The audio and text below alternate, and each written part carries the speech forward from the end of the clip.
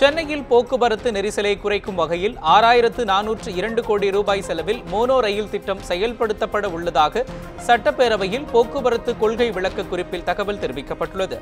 Mono ரயில் திட்டம் 43.48 kilometre தூரத்திற்கு 2 வழித்தடங்களில் செயல்படுத்த திட்டமிடப்பட்டுள்ளதாகவும் முதல் வழித்தடம் பூந்தமல்லியிலிருந்து கிண்டி கத்திப்பாரா வரையிலும் 2வது வழித்தடம் வண்டலூர் முதல் வேளச்சேரி வரையிலும் இருக்கும் என அதில் குறிப்பிடப்பட்டுள்ளது. முதல் வழித்தடம் 3267 கோடி ரூபாய் மதிப்பீட்டிலும் 2வது வழித்தடம் 3135 கோடி ரூபாய் மதிப்பீட்டிலும் செயல்படுத்தப்படும் என்றும் பன்னாட்டு நிதி உதவியுடன் இத்திட்டம் செயல்படுத்தப்படும் என்றும் கொள்கை விளக்க குறிப்பில் தெரிவிக்கப்பட்டுள்ளது. டிடிவி தினகரனுக்கு மேலும் ஒரு அதிமுக எம்எல்ஏ ஆதரவு தெரிவித்துள்ளார். மொடக்குறிச்சி தொகுதி எம்எல்ஏ சிவசுப்பிரமணியம் இன்று சென்னை பெசன்ட் நகரில் உள்ள டிடிவி தினகரன் இல்லத்தில் அவரை சந்தித்து தனது ஆதரவை தெரிவித்தார். இரட்டை இலைக்கு லஞ்சம் பெற்றதாக கைதான டிடிவி தினகரன் ஜாமீனில் விடுதலையாகி டெல்லியிலிருந்து சென்னை வந்த பின்பு அவரை சந்தித்து ஆதரவு தெரிவிக்கும் அதிமுக எம்எல்ஏக்களின் எண்ணிக்கை படிப்படியாக அதிகரித்து வருகிறது. ஏற்கனவே 35 எம்எல்ஏக்கள் டிடிவி தினகரனுக்கு ஆதரவு தெரிவித்துள்ள நிலையில் தற்போது 36வது எம்எல்ஏவாக மொடக்குறிச்சி தொகுதி எம்எல்ஏ சிவசுப்பிரமணியன் இன்று டிடிவி தினகரனை நேரில் சந்தித்து தனது ஆதரவை தெரிவித்துள்ளார். நேரடியாக எம்எல்ஏக்களை நியமிக்க துணைநிலை ஆளுநருக்கு அதிகாரம் இல்லை என்று புதுச்சேரி முதலமைச்சர் நாராயணசுவாமி தெரிவித்துள்ளார். இது தொடர்பாக செய்தியாளர்களிடம் பேசிய அவர், மக்களால் தேர்ந்தெடுக்கப்பட்டவர்களுக்கும் நியமன உறுப்பினர்களுக்கும் சபாநாயகர்தான் பதவி பிரமாணம் செய்து வைக்க வேண்டும் என்றார். துணைநிலை ஆளுநருக்கு அதிகாரம் இல்லை என்று கூறிய அவர், இது தொடர்பாக குடியரசுத் தலைவர் உள்ளிட்டோரை சந்தித்து முறையிட்டதாகவும் குறிப்பிட்டார். சட்டம் ஒழுங்கு பிரச்சினையில் பாரபட்சம் காட்டாமல் காவல்துறை செயல்பட வேண்டும் என உத்தரவிட்டுள்ளதாக கூறிய முதலமைச்சர் நாராயணசாமி, முழு அடைப்பிற்கு காங்கிரஸ் ஆதரவு அளித்தாலும் ஆட்சி ஆதரவு அளிக்காது என்றும் கூறினார். சட்டமன்றத்தில் அந்த சட்டமன்ற உறுப்பினர்கள் திரு வைத்திலிங்கம் அவர்களை சபாநாயகராக தேர்ந்தெடுக்கப்பட்ட பிறகு அந்த சட்டமன்ற உறுப்பினர்களுக்கு அது மக்களால் தேர்ந்தெடுக்கப்பட்ட சட்டமன்ற உறுப்பினராக இருந்தாலும் சரி அல்லது நியமன உறுப்பினராக இருந்தாலும் சரி பதவி பிரமாணம் செய்யும் அதிகாரம் சபாநாயகர் அவர்களுக்கு தான் உண்டு. அந்த அதிகாரம் அவருக்கு கொடுக்கப்பட்டிருக்கிறது. அந்த அதிகாரத்தை அவரிடம் கொடுத்துவிட்டு துணைநிலை ஆளுநர்கள் நான் பதவி பிரமாணம் செய்து வைக்கிறேன் என்று சொல்வது செல்லாது. புதுச்சேரியில் நியமன எம்எல்ஏக்கள் விவகாரத்தில் துணைநிலை ஆளுநரை கண்டித்து திமுக, கம்யூனிஸ்ட், விடுதலை சிறுத்தைகள் உள்ளிட்ட கட்சிகள் முழு அடைப்பு போராட்டத்தில் ஈடுபட்டுள்ளன. இதனால் மக்களின் இயல்பு வாழ்க்கை பாதிக்கப்பட்டுள்ளது. இதுகுறித்து நமது செய்தியாளர் விவேக் அளித்த கூடுதல் தகவல்களை இப்போது பார்க்கலாம். புதுச்சேரியில் மாநில அரசுக்கு எதிராக செயல்படும் துணைநிலை ஆளுநர் கிரண்பேடி புதுச்சேரியை விட்டு வெளியேற வேண்டும் என்றும் மாநில அரசுக்கு தெரியாமல் நியமித்த 3 நியமனங்களை எம்எல்ஏக்களை கண்டித்தும் மத்திய அரசை கண்டித்தும் தற்பொழுது இன்று புதுச்சேரியில் முழு அடைப்பு போராட்டம் நடைபெற்று வருகின்றது. இந்த போராட்டத்தின் காரணமாக இன்று புதுச்சேரி மக்களின் வாழ்க்கை முற்றிலும் பாதிக்கப்பட்டுள்ளது. இதற்காக புதுச்சேரியிலிருந்து இயங்கக்கூடிய பேருந்துகள் முழுவதுமாக இயக்கப்படவில்லை. தமிழகத்திலிருந்து வரக்கூடிய பேருந்துகளும் இயக்க முடியாமல் இங்குள்ள பயணிகள் மிகுந்த சிரமத்திற்குள்ளாகியுள்ளனர். அதேபோன்று வணிகர்களும் தங்களது கடையை அடைத்து இந்த போராட்டத்தில் ஈடுபட்டுள்ளனர். இதற்காக காலையிலிருந்து நடைபெற்று வரும் முழடைப்பு போராட்டத்தில் காலை இளைஞர் காங்கிரசினர் இங்கு வந்து ராஜ்நிவாஸ் ஆளுநர் மாளிகையை முற்றுகையிட்டு போராட்டத்தில் ஈடுபட்டனர். அதே போன்று நிலைத்தோப்பு சிக்னல் அருகே பிரதமர் மோடி அவர்களிலும் அவர்களது உருவ பொம்மையும் அதே போன்று புதுச்சேரி துணை ஆளுநர் திருமதி கிரண்பேடி அவர்களின் உருவ பொம்மையும் எரித்து அவர்கள் தங்களது எரிப்பை தெரிவித்தனர்.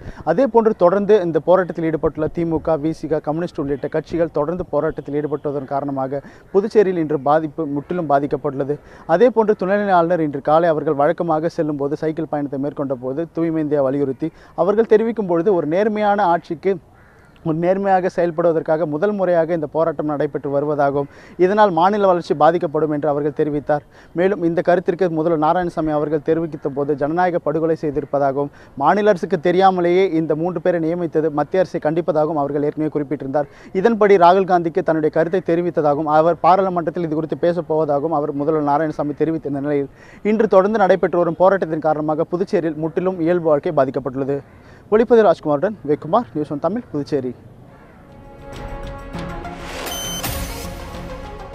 கர்நாடக மாநில அணைகளிலிருந்து திறக்கப்பட்ட நீர் மேட்டூர் வந்தடைந்ததால் விவசாயிகள் மகிழ்ச்சி அடைந்துள்ளனர். கர்நாடக மாநிலத்தில் கனமழை பெய்து வருவதால் கபினி, கிருஷ்ணராஜசாகர் உள்ளிட்ட அணைகளிலிருந்து நீர்வரத்து அதிகரித்துள்ளது. இதனையடுத்து காவிரி ஆற்றில் நீர் திறக்கப்பட்டது. நேற்று தமிழக எல்லையான பிலிகுண்டுலு வந்தடைந்த நீர் இன்று மேட்டூர் அணை வந்தடைந்ததால் விவசாயிகள் மகிழ்ச்சி அடைந்துள்ளனர். தற்போதைய நிலவரப்படி 2000 கன அடி நீர் வந்து கொண்டிருப்பதாக தகவல்கள் வெளியாகியுள்ளது.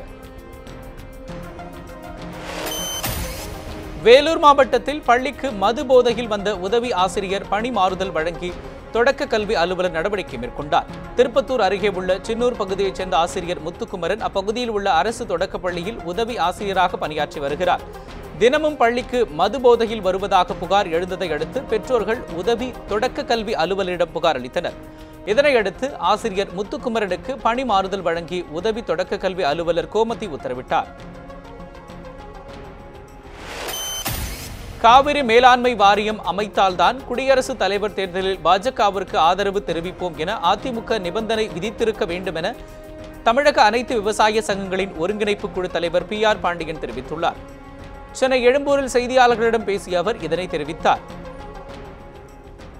பாமக கட்சியை சார்ந்த அன்புமணி ராமதாஸ் அவர்கள் காவிரி மேலாண்மை வாரியம் அமைப்பதற்கும் விளைநிலங்களை பாதுகாப்பதற்கும் மத்திய அரசு உத்தரவாதம் அளிக்குமேயானால் நான் பாஜக வேட்பாளரை ஆதரிக்க தயார் என்று அறிவித்திருக்கிறார். பகிரங்கமாக அறிவித்திருக்கிறார். அது வரவேற்கத்தக்கது.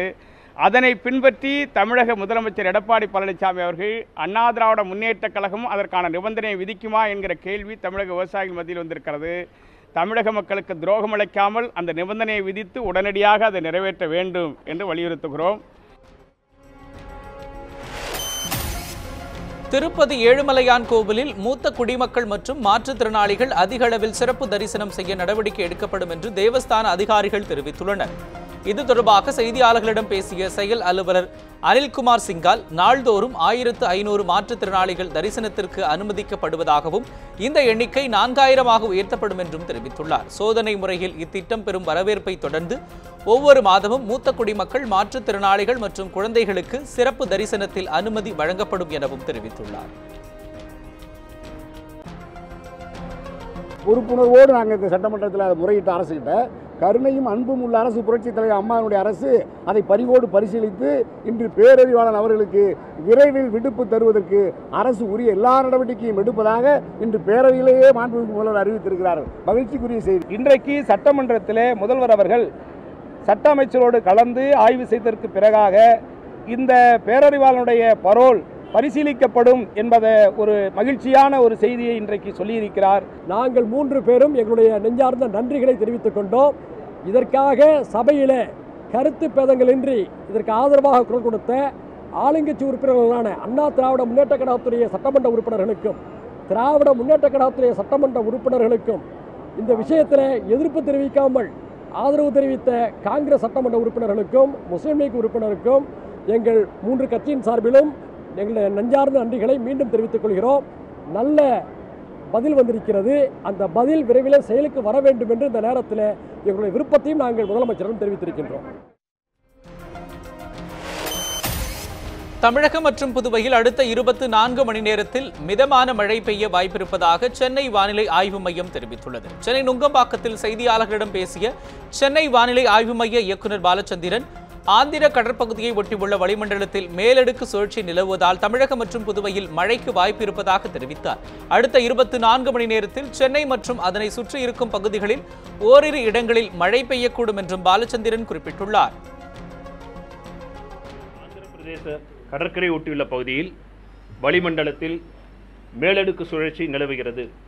இதன் காரணமாக கடந்த 24 மணி நேரத்தில் தமிழகத்தில் ஒரு சில இடங்களில் மிதமான மழை பெய்துள்ளது.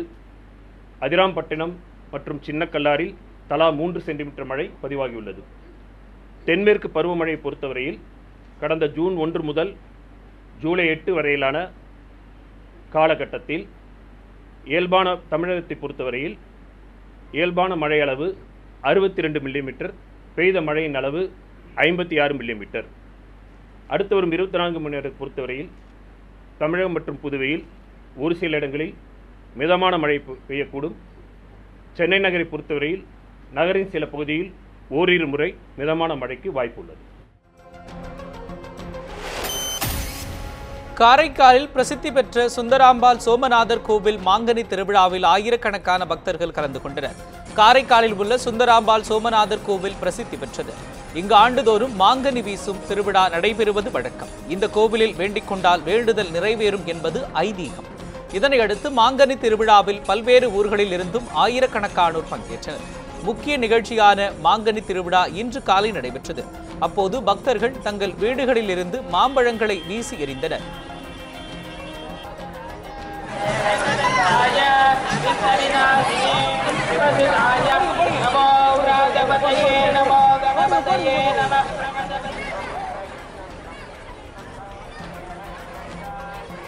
விழாவை ஒட்டி ஆயிரக்கணக்கானோர் குவிந்துள்ளதால் பாதுகாப்பு ஏற்பாடுகள் செய்யப்பட்டுள்ளன. பல வேண்டுதல் வச்சு மாங்கனி இங்கே வந்து பிடிச்சிருக்கேங்க. எல்லா வேண்டுதலுமே எனக்கு நிறைவேறி இருக்குங்க. அதே மாதிரி எல்லாருக்குமே நிறைவேறி இருக்கு. சிவனே வந்து நேரில் கொடுக்கறதுனால இங்கே வந்து வர்றவங்களுக்கு எல்லா பாக்கியமும் கரெக்டாக நடக்குது. எல்லாமே சக்சஸ். மணப்பாறை அருகே 4 கிராமங்களுக்கு செல்லும் சாலையில் திடீரென பள்ளம் ஏற்பட்டுள்ளதால் பொதுமக்கள் சிரமம் அடைந்துள்ளனர். திருச்சி மாவட்டம் கடக்காம்பட்டிக்கு செல்லும் சாலையில் ரயில்வே கேட் அருகே விரிவாக்க பணிகள் நடைபெற்றது. அப்போது திடீரென சுமார் 3 அடி ஆழத்திற்கு பள்ளம் தோன்றியதால் அவ்வழியாக செல்லக்கூடிய சீத்தாப்பட்டி, கண்ணூத்து, கரையாம்பட்டி உள்ளிட்ட கிராம மக்கள் சிரமம் அடைந்துள்ளனர். பள்ளி வாகனம் ஊருக்குள் செல்லாததால் மாணவர்கள் பள்ளிக்கு செல்ல முடியாத நிலை ஏற்பட்டுள்ளதாகவும் மாவட்ட நிர்வாகம் உடனடியாக நடவடிக்கை மேற்கொள்ள வேண்டும் எனவும் பொதுமக்கள் கோரிக்கை விடுத்துள்ளனர்.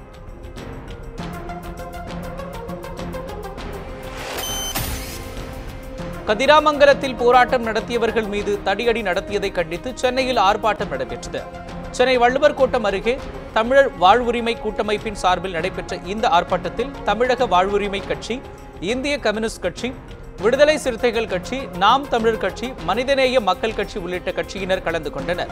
ஆர்ப்பாட்டத்திற்கு பின்னர் செய்தியாளர்களிடம் பேசிய வேல்முருகன் மற்றும் சீமான் ஆகியோர் கதிராமங்கலத்தில் போராட்டத்தில் ஈடுபட்டதால் கைது செய்யப்பட்டவர்களை உடனடியாக விடுவிக்க வேண்டும் என்றும் அவர்கள் மீதான வழக்குகளை திரும்பப் பெற வேண்டும் என்றும் வலியுறுத்தினார்கள். இத்துடன் இந்த செய்தி அறிக்கை நிறைவு பெறுகின்றது. அண்மை செய்திகளுக்கு தொடர்ந்து பாருங்கள் News 7 தமிழ்.